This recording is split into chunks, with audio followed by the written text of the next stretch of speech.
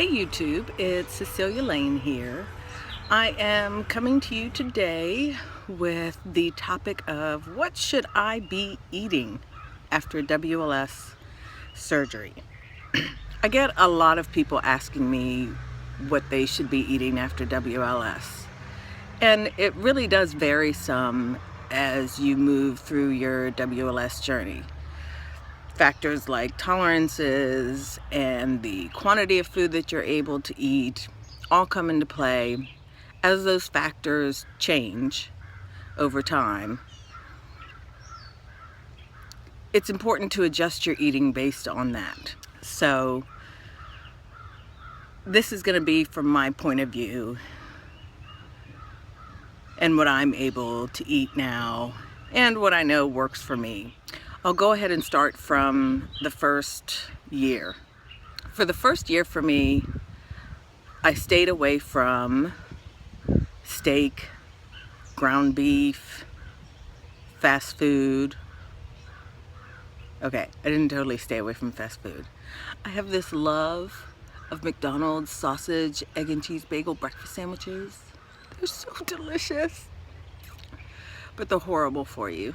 But I still love them. That's like the only fast food that I really love. I can do without all other fast food except for those damn breakfast sandwiches.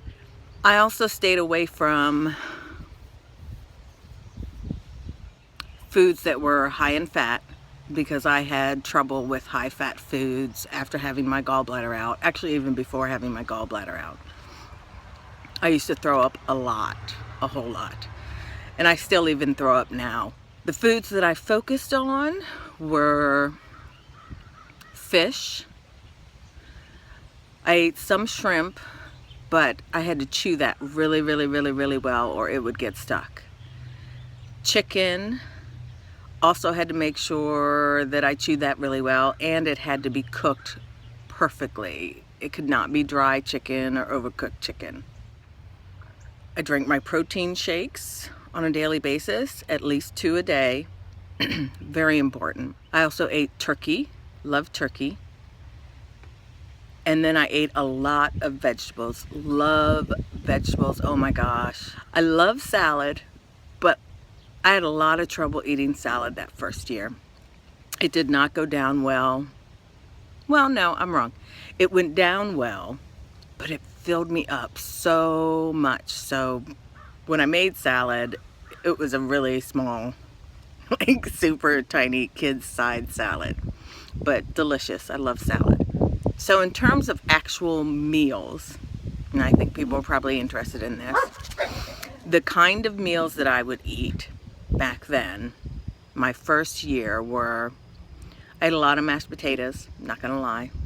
Mashed potatoes went down really easily and they were yummy. I ate a lot of soup. My favorite soups are old-fashioned vegetable. I also like beef vegetable and beef and barley. I used to love cream soups, but they don't sit too well with me and really didn't sit well with me my first year. Egg. Love omelets, love eggs, love that. I ate a lot of oatmeal at breakfast. That was a great one. One package of oatmeal, it was more than enough. Actually had trouble finishing the package for the first couple years. Half a bagel with cream cheese. Love bagels. And I know you're not supposed to eat bagels. They're so carby, but I love them. And I would have those sometimes. Everything bagels. For lunch, I ate soup a lot for lunch. I ate a lot of soup. It was so easy to eat. It was convenient. It was fast. I also used to work in a Vietnamese community, so I ate a lot of pho ga, which is a Vietnamese chicken soup. So I also ate a lot of little sandwiches. My favorite thing is to buy the Hawaiian rolls and put turkey meat on them. That's perfect because that's exactly the size serving that you can eat in terms of a sandwich. Even now, that's still the size sandwich that I make. I don't make bigger sandwiches than that. I also love Subway. I ate Subway a lot at lunchtime. I did the turkey back then, even though cold cut is my favorite. And sometimes I would eat the cold cut, but usually just the turkey with lots of veggies, lettuce, tomato, peppers, things like that. I do not drink soda on a regular basis. I don't really care for it that much, and the bubbly fizziness bothers me. But I do drink it occasionally. It's more like a treat, but not a treat I really crave on a regular basis. Lunch, of course, I would also eat salad a lot because I love salad so much. And for snacks, as we know, I ate a lot of Chex Mix and a lot of pretzels. Oh my gosh, I ate so many pretzels. I probably have maintained the pretzel industry all by myself over the last 6 years. I also love string cheese, and that was pretty much all the snacks that I would eat. Dinner, I would have spaghetti. I love spaghetti. I could only eat about a little less than a quarter cup of actual spaghetti, probably more like an eighth of a cup or something ridiculously small like that. With I would use ground turkey to make this spaghetti sauce, and that's it. But I loved it. It was so delicious. Didn't matter that I couldn't eat much of it. I was always happy with spaghetti. I also have this recipe that I make called tuna pasta. It's with rice-a-roni's pasta boxes. They have a herb and butter one or something like that, and I add a can of tuna to that. Eat about a quarter cup of that. I really enjoyed that, and I make it with skim milk instead of regular milk, and I only use half of the butter that it normally calls for. I made a lot of turkey legs and turkey wings. My husband loves those, and obviously the turkey was great for me. Do an unbelievable amount of chicken for dinner. Chicken in every fashion, form, whatever. I love jerk chicken. I use McCormick jerk seasoning. That's great with broccoli. I love Italian chicken, which is made with McCormick's Montreal chicken seasoning. Oh, that is so good. And I like that with red and green and yellow peppers. I also do just a olive oil, salt, pepper chicken. I love to buy those rotisserie chickens. Those are so good. They're great in the household. They're easy. They're already made. And the chicken is always really, really moist and juicy. And most of the time I did not eat the skin. Legs, barbecue chicken legs. I love those. I can still only eat one chicken leg even to this day. Probably because with it I usually eat baked beans, and it's about, I don't know, 1/8 cup of baked beans and a barbecue chicken leg, and I still love that. Lemon pepper chicken. My husband loves lemon pepper chicken, and I make that a lot and eat that with broccoli with lemon juice.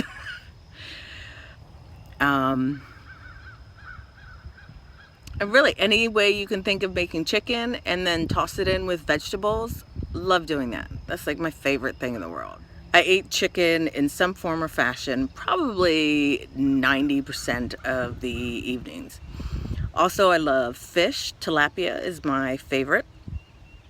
Wow, that and salmon. I love salmon. And that was pretty much my meals my first year out. Now, further out, it's not that I don't eat those things anymore, it's that I eat all this other stuff that I shouldn't be eating. I'm eating pizza, donuts, cookies, too many damn pretzels at one sitting.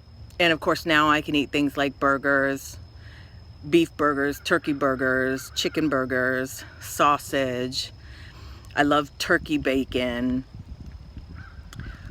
But to tell you honestly, because I still love the things that I ate for the first couple of years, that has made it somewhat easier for me to say, okay, I need to review my videos, see where I've been going wrong, and go back to eating that way. My advice to anybody who's within their first year and they're struggling with weight loss is really look at what you're eating.